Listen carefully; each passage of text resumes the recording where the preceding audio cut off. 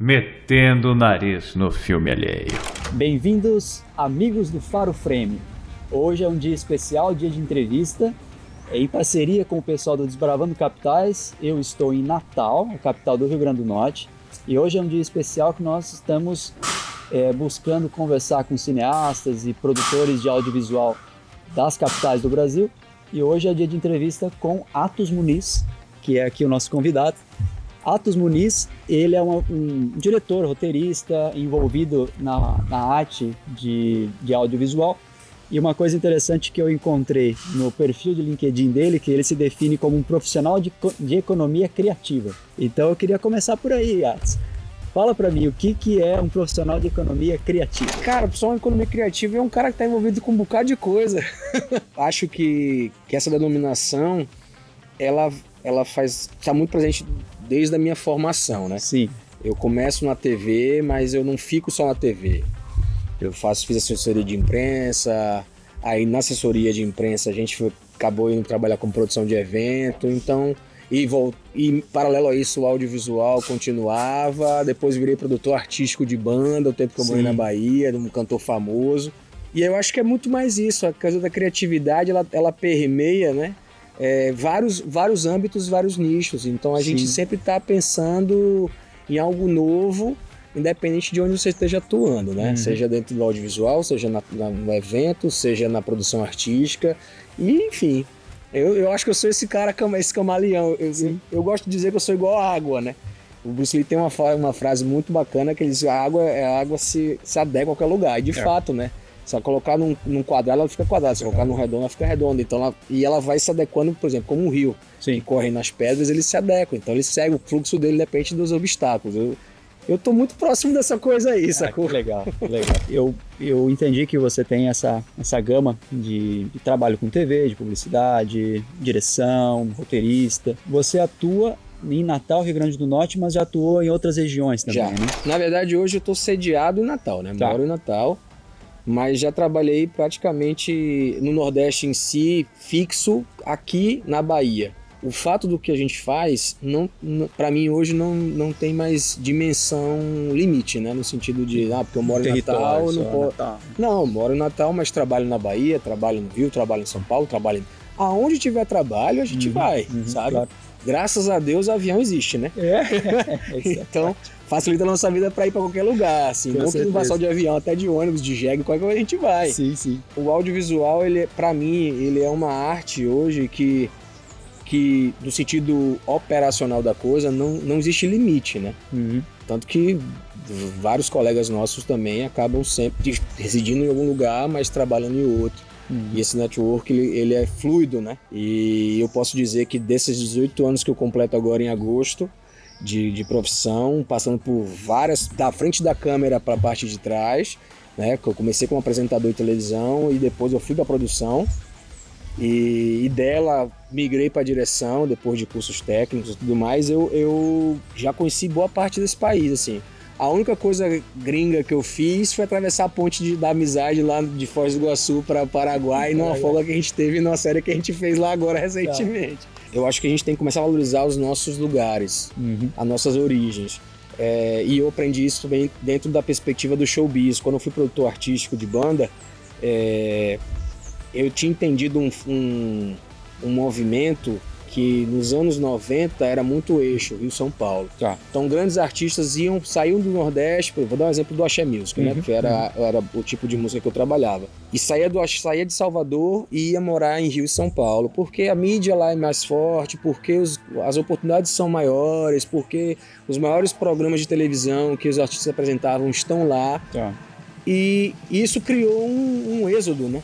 Que hoje a gente não vê tanto. Então, grandes artistas moram nas suas cidades de origem, grande parte nas capitais, e quando precisam fazer, saem de lá para esses lugares, né? Que tem as maiores visibilidades. O audiovisual é a mesma coisa. A gente só precisa da oportunidade, eu digo muito. Eu posso morar em qualquer lugar, contanto que as pessoas consigam me comunicar, me contactarem, né? Então, hoje eu moro em Natal, mas digo que sou cidadão no mundo, assim. Que bacana. sou cigano. Então, não só no visual, mas na ancestralidade também. Isso eu já procurei saber. Essa coisa do transitar por esses lugares, né? Faz parte de mim. Eu digo pra minha esposa, assim, eu não gosto de escritório. Tá. O negócio é tomar fechado, sol na moleira, é tomar sol na cabeça, é tomar chuva, é pensar soluções para possíveis problemas que venham a existir no set, nos trabalhos que a gente faz. Então, assim, graças a Deus eu faço audiovisual. Sim. Que eu vivo no mundo. Isso já me basta. Que maravilha. Você comentou que vai completar 18 anos, que foi mais ou menos 2005 que você começou nesse meio, né? Entrei na faculdade e já entrei na televisão. Tem um detalhe que eu estava assistindo uma reportagem que você passou para o videocast, lá tem algo que me chamou a atenção, você começou no meio artístico como um modelo. Foi. Como modelo. Meu primeiro trampo mesmo, real assim, de registro, foi como modelo 14 anos de idade. Sim. E aí você já estava no meio artístico e foi já estava nessa coisa das passarelas, e isso já abre para uma coisa do audiovisual também, né? Porque quando você é modelo, você faz muita propaganda. E a minha cara, durante um certo tempo em Natal, era estampada em tudo qualquer lugar. Só perdia pra algumas igrejas que tem em toda esquina aí, tá ligado? Mas tipo... Que massa. Mas começou lá atrás mesmo. Comecei como modelo aos 14 anos de idade. E eu acho que eu fui até os 23, 22, por aí. Quando eu fui morar na Bahia com 21 anos. E eu quis entrar no circuito do áudio. Isso é engraçado, porque o meio de modelo me levou a conhecer a galera do audiovisual baiano. Tá. E aí quando eu chego lá, que os caras faziam? Quando eu chego em Salvador, eu fui trabalhar com produção artística.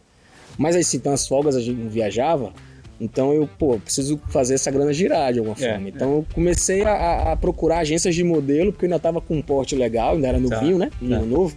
Aí, hoje não mais, mas menino novo. E aí comecei a dizer, eu preciso conhecer a galera do audiovisual. Então me coloca nas produções como figurante mesmo. Sim. Eu quero conhecer os sets e tal. Eu fui parar no set, cara, de O Canto da Sereia. Que massa. Que é uma produção da Globo e tudo mais. E aí foi engraçado, porque eu entrei no elenco B de uma das primeiras produções de streaming, vou dizer assim, porque elas foi pra televisão, mas ela hoje tá no streaming, né? Mas o formato de série, né? Tá. Formato de série, que era uma das primeiras que a Globo fez, assim, nesse sentido. Então, e foi massa, porque eu não conhecia a galera, grande parte dos profissionais eram de fora do eixo, mas também tinha muitos profissionais de Salvador. E foi daí que eu comecei a conhecer a galera do audiovisual baiano, né? Tá. Aí depois eu fui pro cinema baiano, fiz série também e tudo mais. Mas como profissional do bastidor. Já profissional da produção. Motivações, inspirações, o que te levou a querer o audiovisual? Você falou, olha, eu era modelo, curtia o que a galera fazia ali nas séries e tal, mas o que te chamava a atenção? O que deu aquela centelha? Assim, falou, olha, audiovisual é o que eu quero pra vida. Meu irmão, vou dizer uma coisa pra você, Gustavo. Eu até o ensino médio, eu não sabia o que eu queria da minha vida. Tá. Quer dizer, até sabia. Mas só que graças a Deus eu me enganei. Eu tinha um sonho, eu tinha dois objetivos, não é nem sonho, porque quando é sonho a gente busca atrás dele. Hoje audiovisual é sonho, e realizado, né? Tá. Eu queria ser arquiteto ou engenheiro químico, porque eu tinha esse ideal dentro da família, umas referências muito próximas a mim, então só que aí eu odeio matemática, cara. Aí é difícil. Apesar do audiovisual, apesar de matemática, né? Mas vamos lá, é coisa besta. E aí, quando eu chego no pré, eu lembro de minha mãe me dando aqueles livros de vocacional, teste vocacional, né? Tá. Aí, meu irmão, comecei a marcar lá as paradas. Aí, quando eu fui ver o resultado, deu lá comunicação. Eu disse, brother, vamos ver qual é de mesmo são as aqui, vamos estudar, mas saber o que é comunicação no sentido acadêmico. Amplo, né? E aí, fiquei na comunicação, entrei no primeiro vestibular. Fui um dos primeiros colocados da Universidade Federal do Rio Grande do Norte, e fui os últimos a sair do curso, porque eu não me formei com minha turma, foi engraçado pra caramba isso. Tem até uma passagem muito interessante, que quando eu fui colar grau, eu morava na Bahia, já. Eu terminei a faculdade atrasado, porque eu trabalhava, comecei muito cedo no audiovisual, né? Entrei na faculdade, participei de um concurso de repórter apresentador, que queriam pessoas novas na TV, e eu acabei ficando porque também já era da comunicação. Então, para dentro da televisão já tava tudo tranquilo. Sim. Quando eu vim a me formar, a minha turma já tinha se formado, mas eu estava muito atrasado. E aí fui morar, terminei tudo, fui morar em Salvador pela oportunidade de trabalho artística, né, da produção artística.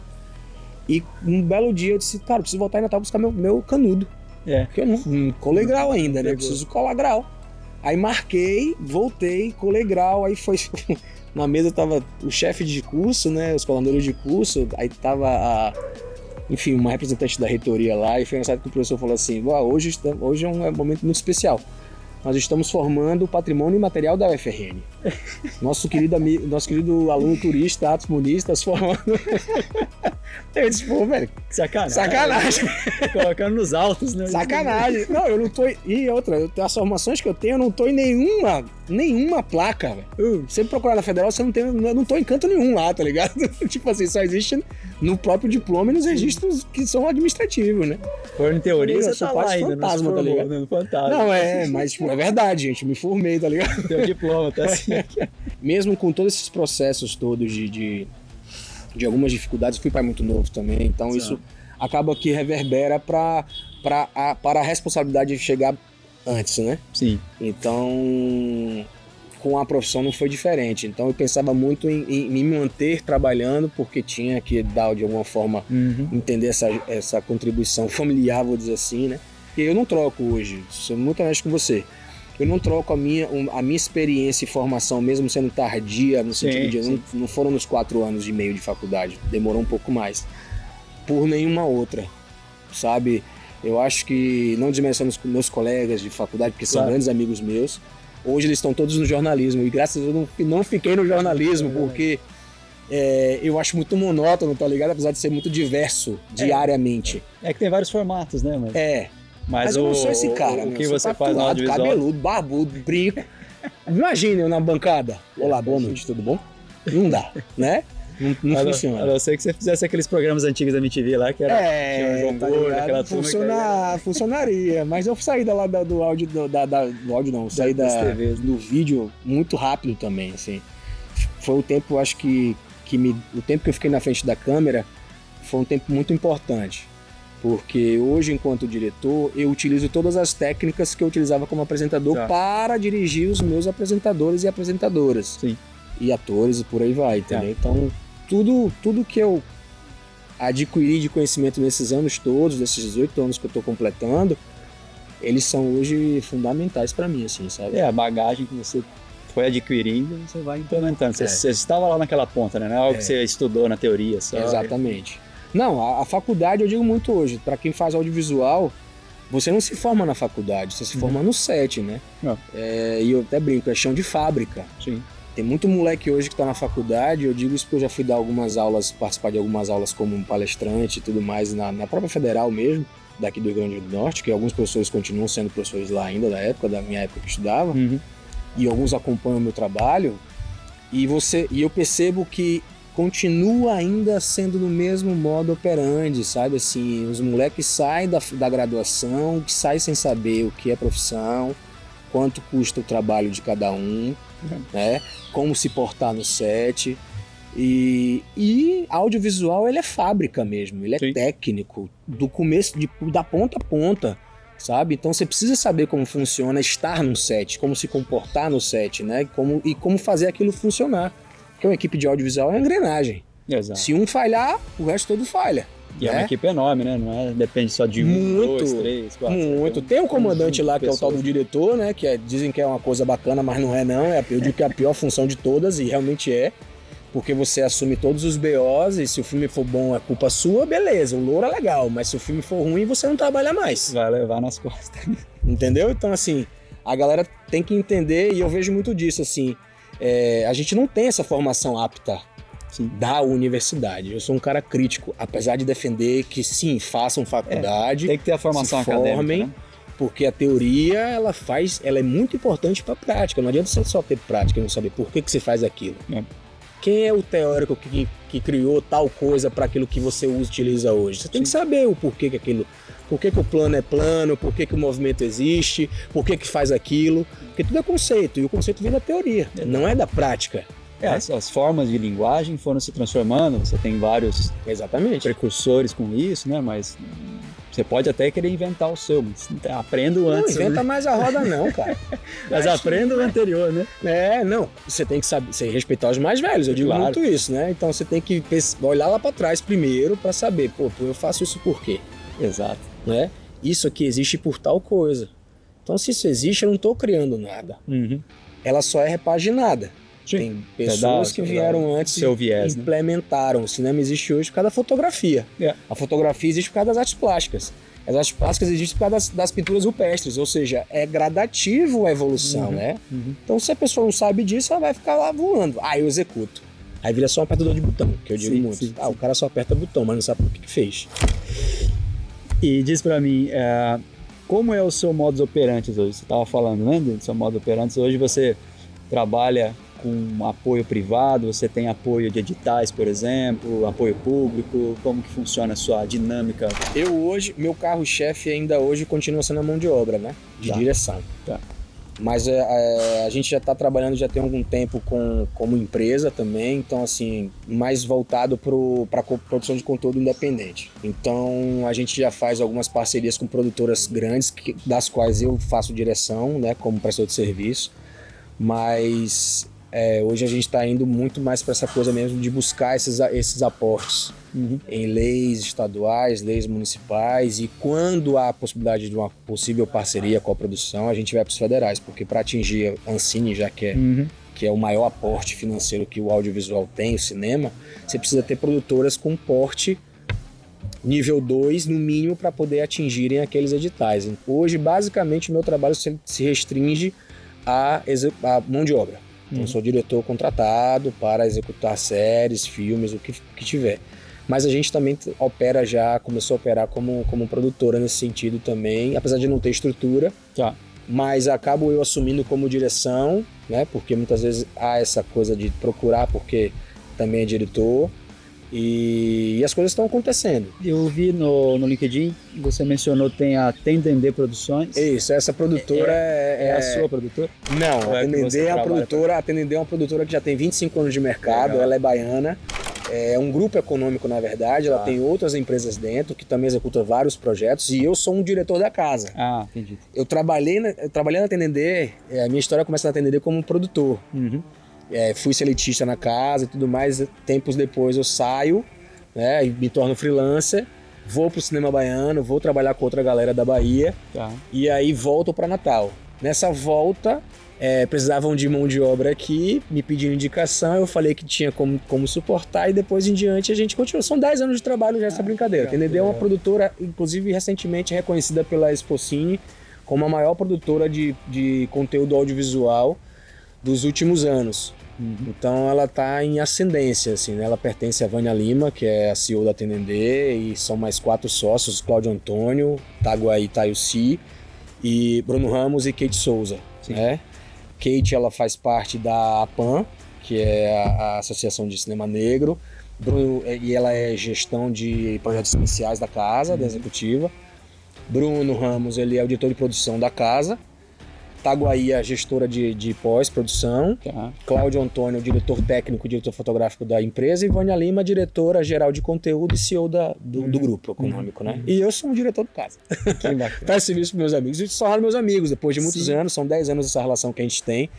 E ultrapassou o limite do profissional. Já somos amigos reais. Que legal, que bacana. Eu estava repassando as suas produções, eu vi que você lançou um curta que se chama Mais um João, em 2020. Que é um curta que foi lançado na época da pandemia, que teve bastante reconhecimento, bastante premiação, né? Cara, Mais um João é um negócio engraçado, porque a ideia surge no final de 2016. Eu volto para Natal com um problema de família, né? E nesse problema de família eu descubro outro problema de família. Eita. Meu pai tentou se matar, cometer suicídio, estava passando por uns problemas, uns perrengues, e acabou que afetou o psicológico também. E a partir desse momento eu começo a despertar para uma história onde perpassa pela parte econômica do país também, porque se você pesquisar, na época eu dei umas lidas, inclusive, nessas coisas, muitas depressões nos homens, principalmente, partem do princípio da falta de dinheiro. Não que meu pai não tivesse dinheiro, não é isso, mas ele vivenciou problemas financeiros que acarretaram em essas situações. E aí eu começo a pensar que isso pode gerar uma história. Mas eu não queria fazer um filme sobre depressão, né? Eu queria fazer um filme que envolvesse várias outras coisas. Então, mais um João, ele nasce nessa perspectiva de uma crise financeira de um casal, onde a mulher está grávida, essa gravidez é uma gravidez de risco, isso não é dito no filme porque é um curta também, né? Então, essa gravidez é de risco, ela está desempregada, ela teve que se ausentar do trabalho e ele foi demitido numa suposta crise dos anos 2015. Tá. Que de fato realmente é suposta para alguns, né? Para outros não foi suposta. E aí culmina, inclusive, no impeachment na sequência, né? Então, e aí essa crise ela afeta todo esse processo. Mas eu não queria contar uma história onde o marido deixa a esposa. Tá. Porque é muito comum homens que passam por situações complicadas, a primeira coisa que faz é assim, ó, tchau.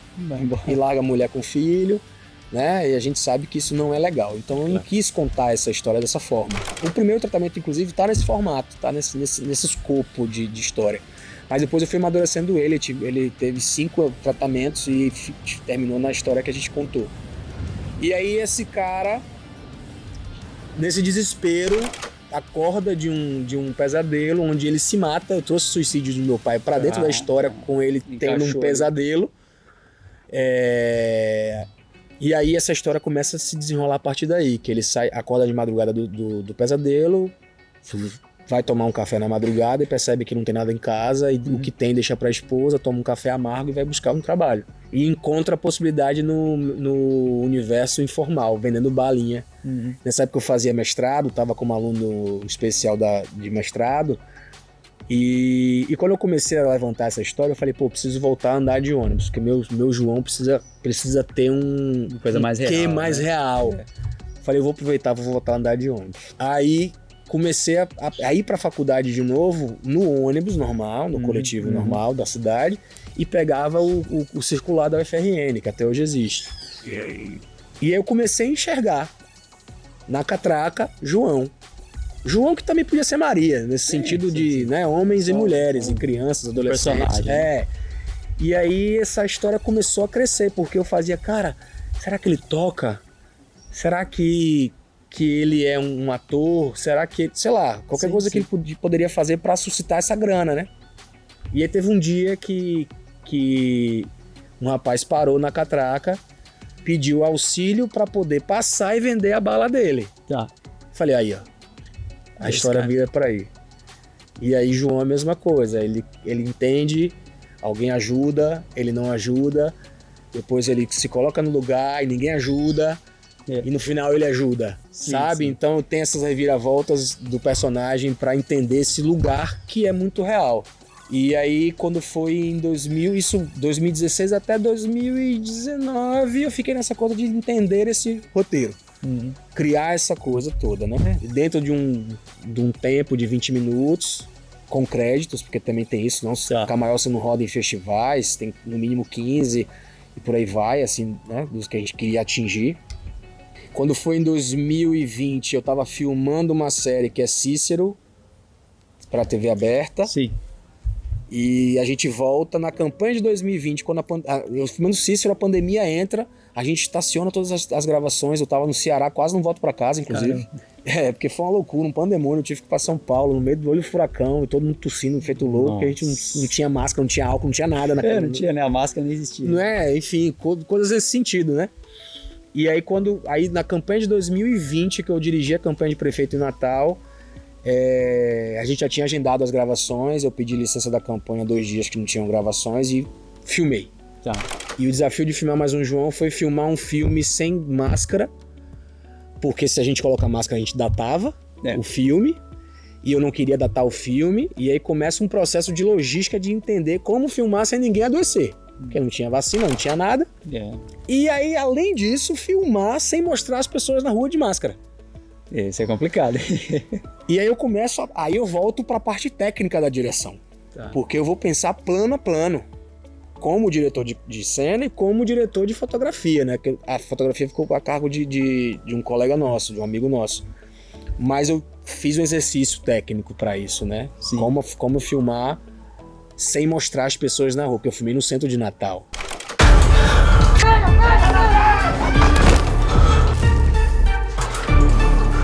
Tá tudo bem com você? Jujuba.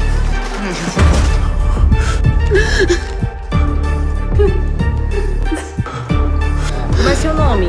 João. Tô desempregado.